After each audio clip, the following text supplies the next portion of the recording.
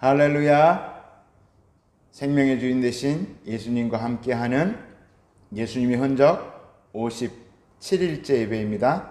다 같이 사도신경으로 신앙 고백 하시겠습니다.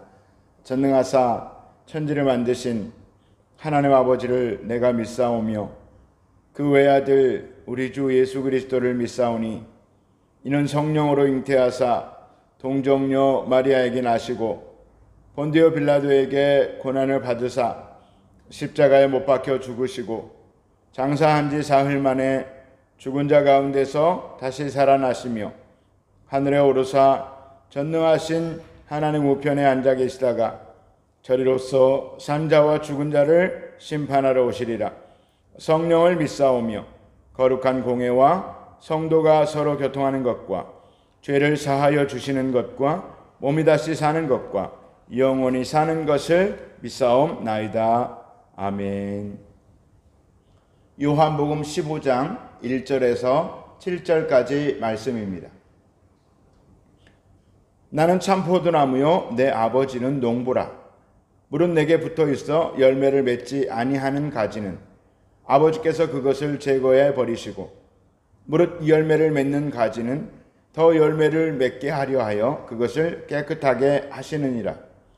너희는 내가 일러준 말로 이미 깨끗하여졌으니 내 안에 거하라. 나도 너희 안에 거하리라. 가지가 포도나무에 붙어있지 아니하면 스스로 열매를 맺을 수 없음같이 너희도 내 안에 있지 아니하면 그러하리라. 나는 포도나무요 너희는 가지라. 그가 내 안에 내가 그 안에 거하면 사람이 열매를 많이 맺나니 나를 떠나서는 너희가 아무것도 할 수 없음이라. 사람이 내 안에 거하지 아니하면 가지처럼 밖에 버려져 마르나니 사람들이 그것을 모아다가 불에 던져 사르느니라. 너희가 내 안에 거하고 내 말이 너희 안에 거하면 무엇이든지 원하는 대로 구하라. 그리하면 이루리라. 이스라엘은 산지가 많고 평지가 많지 않기 때문에 평지에는 밀이나 보리 등 곡물을 재배합니다. 그리고 산지에는 감람나무, 무화과나무, 포도나무 등을 재배합니다. 성경에서 포도나무는 이스라엘을 상징하는 데 자주 쓰입니다. 하나님을 믿고 따르는 백성은 포도나무 중에 참 포도나무라고 말씀하시고 그렇지 않고 우상을 섬기고 거짓 신에게 절하는 자들은 들 포도나무라고 말씀을 하십니다. 그런데 오늘 본문은 예수님을 참 포도나무에 비유하시고 제자들, 즉 우리를 가지에 비유하십니다. 가지의 목적은 단 하나입니다. 가지는 열매를 맺는 것을 목적으로 합니다. 열매를 맺지 못할 것 같으면 농부 대신 하나님께서 잘라버려서 불을 태운다 라고 말씀을 하십니다. 땔감으로 쓰일 수 있겠지만 포도나무의 본래의 목적으로 쓰임받는 것은 아닙니다. 버려진다라고 하는 것을 그렇게 표현한 것입니다. 그렇다면 가지가 맺는 열매는 무엇인가? 여러 가지로 생각해 볼 수 있는데 오늘 본문을 전체적으로 보면 그리고 예수님께서 말씀하신 의도를 보면 그것을 사랑이라고 할 수 있습니다. 그 사랑은 예수님께서 주신 세 계명, 하나님을 사랑하고 이웃을 사랑하는 두 가지 사랑의 열매를 맺어야 한다는 것입니다. 9절, 10절, 그리고 12절, 17절을 계속해서 보겠습니다. 아버지께서 나를 사랑하신 것 같이 나도 너희를 사랑하였으니 나의 사랑 안에 거하라. 내가 아버지의 계명을 지켜 그의 사랑 안에 거하는 것 같이 너희도 내 계명을 지키면 내 사랑 안에 거하리라. 내 계명은 곧 내가 너희를 사랑한 것 같이 너희도 서로 사랑하라 하는 이것이니라. 내가 이것을 너희에게 명함은 너희로 서로 사랑하게 하려 함이라. 예수님 믿고 나서 우리가 평생 힘써야 할 것은 오직 하나, 사랑입니다. 하나님을 사랑하고 내 이웃을 내 몸과 같이 사랑하는 것입니다. 그런데 오늘 본문에서 예수님은 하나님 사랑, 이웃 사랑을 실제적으로 말씀하고 계시는데, 하나님 사랑과 이웃 사랑은 곧 복음을 전하는 것임을 알 수가 있습니다. 13절 14절에 보니 사람이 친구를 위하여 자기 목숨을 버리면 이보다 더 큰 사랑이 없나니 너희는 내가 명하는 대로 행하면 곧 나의 친구라. 장차 주님의 제자들이 복음을 전하다가 순교할 것을 미리 말씀하시는 것입니다. 그 죽음보다 강한 사랑은 예수님께서 먼저 본을 보이실 것입니다. 제자들과 그리고 세상의 모든 사람들을 살리시기 위해서 당신께서 십자가에서 먼저 죽으실 것을 말씀하시는 것입니다. 당신께서 먼저 참된 친구가 되셔서 죄로 마땅히 죽어야 할 우리들을 살리셨습니다. 지옥 갈 인생들을 위해서 대신 죽어주실 것인데, 그 십자가의 복음을 순교를 각오하고서라도 전하라는 말씀의 뜻이 내포되어 있습니다. 그것이 참된 친구의 자세라고 예수님은 말씀하십니다.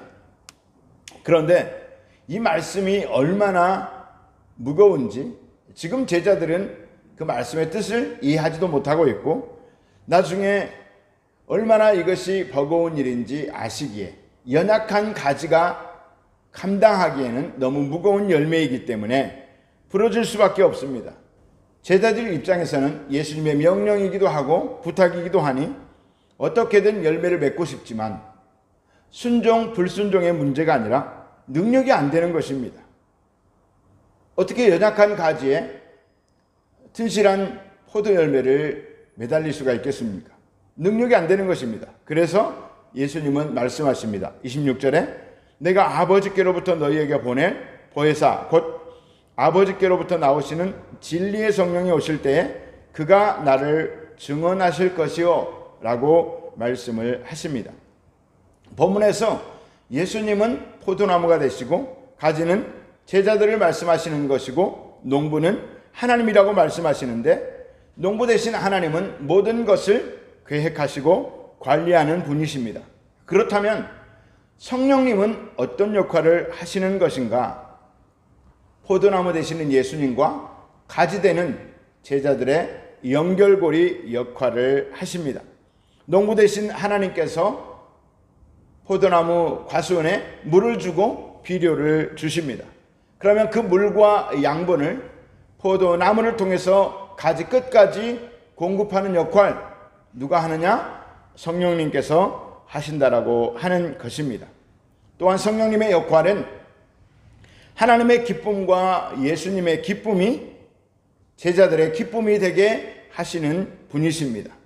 이 기쁨이라고 하는 것은 내가 평안해서, 내가 별 문제가 없으니까, 내가 형통하니까 만족해서 오는 기쁨이 아니라 영원 구원의 열매가 주렁주렁 맺히고, 그런 말미암아 하나님이 기뻐하시고 예수님의 십자가의 그 복음이 열매 맺기 때문에 예수님도 또한 기뻐하시고 그 사명을 감당했기에 제자들은 기쁨이 넘치는 것입니다. 10절 11절 내가 아버지의 계명을 지켜 그의 사랑 안에 거하는 것 같이 너희도 내 계명을 지키면 내 사랑 안에 거하리라. 내가 이것을 너희에게 이름은 내 기쁨이 너희 안에 있어 너희 기쁨을 충만하게 하려 함이라. 성령 받은 이후에 제자들의 사역과 삶은 아시는 바와 같이 우리 인간적으로 보면 기뻐할 것이 하나도 없었습니다. 배고팠지요, 고난받았죠, 박해받았죠, 매를 맞았습니다. 그리고 결국 대부분의 제자들은 순교를 당하였습니다. 그러나 그들은 순교를 당할 때도 또 사역을 할 때도 배고플 때도 항상 기쁨으로 충만했습니다. 하나님의 원하시는 바를 이루었고 또 예수님의 복음의 열매를 맺혔기 때문입니다. 성령님께서 아버지의 기쁨 되게 예수님의 기쁨 되게 끊임없이 그 마음을 붙잡아 주었기 때문에 흘려 보내주셨기 때문에 기쁨이 충만한 것입니다.